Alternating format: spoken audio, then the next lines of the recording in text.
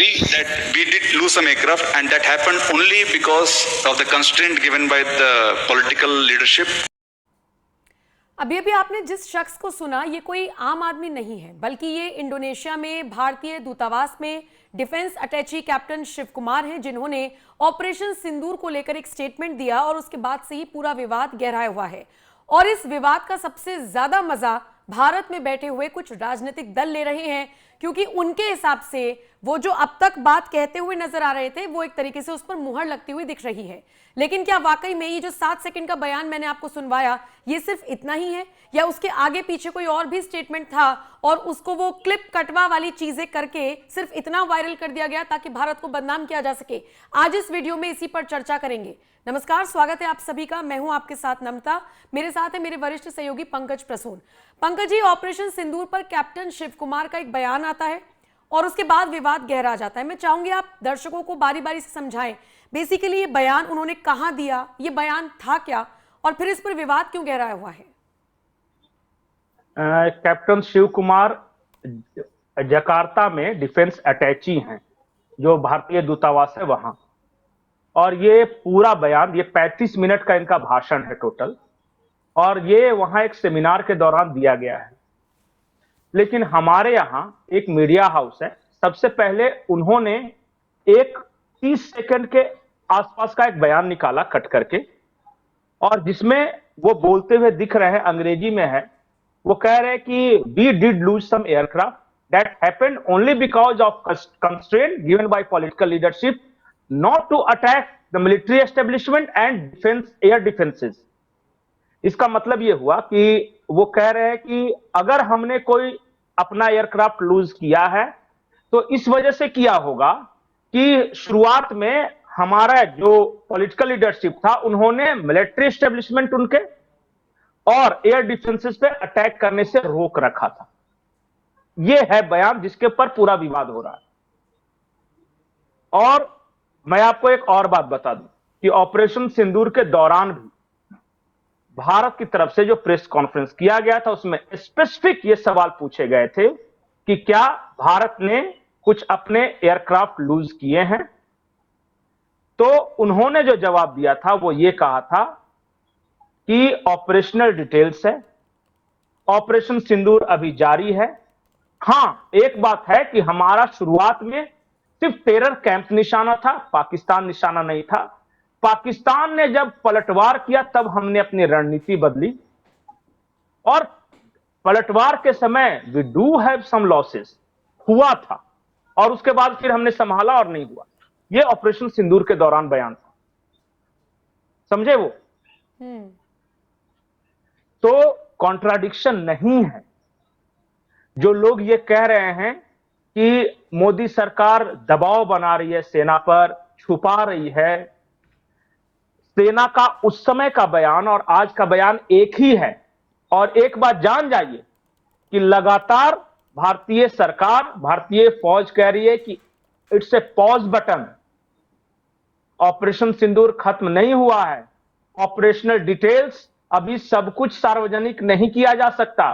जब होगा ऑफिशियली, तब देश को पता चलेगा कि किसका कितना नुकसान हुआ है। समझ गई ये बात? ये तो मैं समझ गई, लेकिन मुझे एक बात और समझनी है। जो भाषा पाकिस्तान बोल रही है कि भाई हमने भारत के विमान गिराए या हमने ये नुकसान किया, वो भारत में बैठे कुछ लोग बोल बोलकर इतना खुश क्यों हो रहे हैं? अब इन्हीं कैप्टन साहब का एक छोटा सा बयान वायरल कर देना और उसके बाद देखिए कांग्रेस पूरी आक्रामक हो गई है। क्या जरूरत है इस सब? चलिए मैं बता देता हूं। ये बयान जो क्लिप काटकर लगाया गया है, वो एक लेफ्टिस्ट मीडिया ग्रुप द्वारा वायरल किया गया है, ठीक है?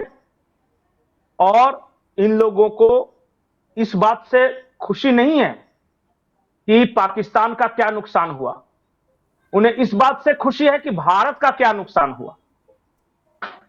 देखिए, जब ऑपरेशनल डिटेल्स आएंगे तो वो आने ही हैं, वो आज न कल। और भारतीय सेना प्रोफेशनल फौज है, ये खुद ही वो सारे ऑपरेशनल डिटेल्स जारी करेगी। उससे पहले ये कयास लगाना। और रही बात पाकिस्तान की, पाकिस्तान ने तो कह दिया कि हमने 55 राफेल मार के गिराए हैं। इतना तो भारत ने खरीदा ही नहीं था। वो अलग बात है, हमारा क्या नुकसान हुआ, उनका क्या नुकसान हुआ, ये सारे डिटेल्स आएंगे। लेकिन इधर उधर के राजनीतिक बयानों से न देश को फायदा है न सेना को फायदा है, पहली बात। दूसरी बात कि भारत की सरकार ने ऑफिशियली ये कभी नहीं कहा है कि हमारा कभी कोई नुकसान हुआ ही नहीं, बिल्कुल कभी नहीं कहा है। क्या हमारे रक्षा मंत्री ने, विदेश मंत्री ने, चीफ ऑफ डिफेंस स्टाफ ने, ऑफिशियली जो बोलने वाले हैं उन्होंने कभी कहा कि सिर्फ और सिर्फ पाकिस्तान का नुकसान हुआ और हमारा कुछ नहीं हुआ? इसलिए उन्होंने बार बार यही कहा है कि सेना जो है वो बताएगी, और सेना ने बताया कि जब ऑपरेशन चल रहा होता तो उस दौरान हम डिटेल्स जारी नहीं करते, कहीं भी नहीं होता। बिल्कुल सही बात है, ये चीजें तो वो कॉन्फिडेंशियल बाद होती हैं। में क्या थोड़ा होता ना है, उसका ढोल नगाड़ा लेके वो बजाएंगे कि ये हुआ है और ऐसे हुआ है और नहीं, वैसे नहीं क्या हुआ, रणनीति क्या थी, क्या किया, हमने जितना बताना है देश जितना को बताना बताया था है उतना सेना बता ने, दिया है। उतना ही बताया। जो बाकी की चीजें हैं वो आएगी ना। हर देखिए, जैसे ऑपरेशन विजय जो कारगिल के समय हुआ था, तो क्या जब युद्ध चल रहा था उसी समय सारे डिटेल्स आ गए थे? नहीं, उसके 2.5 साल 3 साल बाद आए थे कि कहां चूक हुई, कहां गलती हुई, इंटेलिजेंस फेल्योर क्या था। और कुछ लोगों को इंस्टेंट मैगी चाहिए कि टेरर कैंप पे हमला किया और अगले दिन सुबह बता दें कि भारत से कितने विमान गिरे, भारत से कितने सिपाही मारे गए। उनको पाकिस्तान के डैमेज से कोई मतलब नहीं। जो भारतीय युद्ध दूतावास ने, नीति पंकज जी, समझते हैं।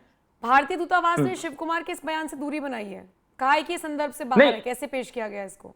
एग्जैक्टली इसलिए तो मैं शुरुआत में कहा कि 35 मिनट का भाषण था। अगर आपको सुनना है, समझना है, तो वो 35 मिनट का भाषण समझिए। डिफेंस अटैची शिव कुमार, आप टाइप कर लीजिएगा, जकार्ता सेमिनार पूरा आ जाएगा। प्लीज ये क्लिप कटुओं का 30 सेकंड मत सुनिए। और कुछ लोग आनंद प्राप्त करते हैं तो प्राप्त करने दीजिए। उनको लग रहा है कि मोदी डिफेम हो रहा है। अरे मोदी डिफेम नहीं हो रहा है भाई, ये भारतीय सेना की कैपेबिलिटीज पर आप लोग सवाल उठा रहे हैं। और प्लीज मिलिट्री को इसका जवाब देने दीजिए, या एयरफोर्स को इसका जवाब देने दीजिए। सारे ऑपरेशनल डिटेल्स आएंगे, बस ऑपरेशन खत्म हो जाने दीजिए उसके बाद। अब देखिए, भारतीय नौसेना के कैप्टन शिव कुमार के हवाले से ही जयराम रमेश ने भी कहा है वो कहेंगे, उनको तो मजा आ गया ना। खोए थे हमने। वो उनके हवाले से नहीं कहा है, वो द वायर ने जो क्लिप काट के किया उसके हवाले से कहा है। मैं बार बार ये बात बोल रहा हूं। इन लोग को आनंद आ गया कि एक लाइन मुझे मिल गई डिफेम करने का। 35 मिनट का भाषण लगा के दिखा दे जयराम रमेश, जो पूरे सेमिनार में बोला है। अरे भाई ये सही है। ये तो भारतीय फौज ने भी कहा था कि पहला हमारा टारगेट टेरर कैंप था, और हमने सिर्फ यही सोचा था कि वहां पे जाकर टेरर कैंप डिस्ट्रॉय करके आ जाएंगे। अगले दिन पाकिस्तान ने रिटेलिएट किया, तब हमने फिर अपनी रणनीति बदली। तो इसमें क्या है, गलत क्या है इसमें? हम नहीं पाकिस्तान के लोगों पर, पाकिस्तान का मिलिट्री पे हमला करना चाहते थे। हमारा बार बार ये स्टैंड है कि हमने सिर्फ टेररिस्ट ऑर्गेनाइजेशन, टेररिस्ट ठिकानों पे हमला किया है। हमारी लड़ाई टेररिज्म के खिलाफ है, हमारी लड़ाई पाकिस्तान के खिलाफ नहीं है। हम आम पाकिस्तानी जनता, पाकिस्तान की सरकार के खिलाफ नहीं लड़ रहे थे। हम तो लश्कर तोयबा और जैश के खिलाफ लड़ रहे थे। तो ये स्टैंड में क्या दिक्कत है बताइए? लेकिन जिनको, अब क्या कीजिएगा, अब किसी को मैं बोलूं ना, अगर आज ये पता चल जाए कि भारतीय फौज की कहीं हार हुई है तो देखिएगा इसी देश में जश्न मनेगा कि वाह वाह भारतीय फौज। ऐसे लोग हैं। और ये बड़ी दुर्भाग्य की बात है राहुल कि गांधी हम इसे ने, नजरअंदाज भी नहीं राहुल कर सकते, गांधी ने, ऐसे मैं लोग हैं। मुझे याद है 8, 9, 10 ये 3 तारीख युद्ध चल रहा था। राहुल गांधी ने 8 को टेरर टैंक पे हमला हुआ, 9 तारीख को ये पहला बयान दिया कि कितने हमारे विमान गिरे। बताइए, चल रहा है और उस समय इनको ठीक विमानों है। की गिनती चलिए बतानी ठीक थी। है। ऑपरेशन सिंदूर पर एक बयान आता है कैप्टन शिव कुमार का, और उसके बाद भले ही भारतीय दूतावास ने उस बयान से दूरी बना ली है और सफाई पेश कर दी है, लेकिन कांग्रेस अब इसे भुनाने में लगी हुई है। सवाल बार बार एक ही खड़ा होता है, और वो ये कि मान लीजिए ऐसा तो हुआ नहीं होगा, वरना भारतीय सेना या जितनी भी जानकारी हमारे पास पहुंचाई गई है, हमें दी गई है, लेकिन मान लीजिए अगर नुकसान हुआ भी है तो कुछ लोगों को इसमें मजा क्यों आ रहा है, ये बड़ा सवाल है। और जो चीजें पाकिस्तान की तरफ से कही जा रही हैं वो यहां के कुछ लोगों की तरफ से क्यों कही जा रही हैं? बोलिए। एक चीज और मैं बताता हूं, सीज फायर की कवायद किसकी तरफ से हुई थी? पाकिस्तान के डीजीएमओ ने फोन किया था। और ये अगर वो देश के इतना ही जीत प्रधानमंत्री रहा का था, कहना है, और उन पर हमें सबको भरोसा करना होगा। नहीं, ये पाकिस्तान ने भी कहा है और ये कि पाकिस्तान ने भी हमारी कहा, बातचीत हुई।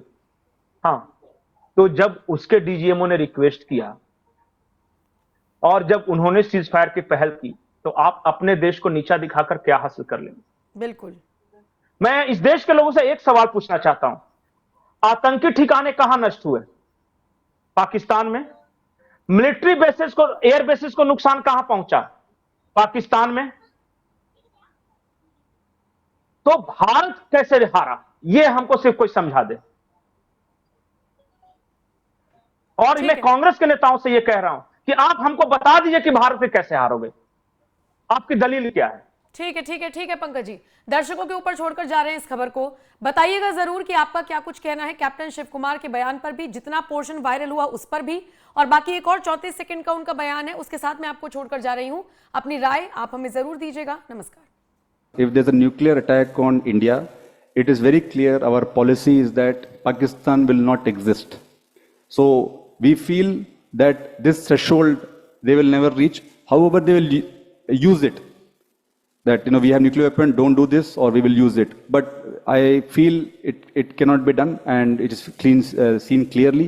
That is why after all those air bases, their air defenses were destroyed. They called up Indian DGMO and asked for ceasefire. They didn't fire nuclear weapons because they were getting defeated.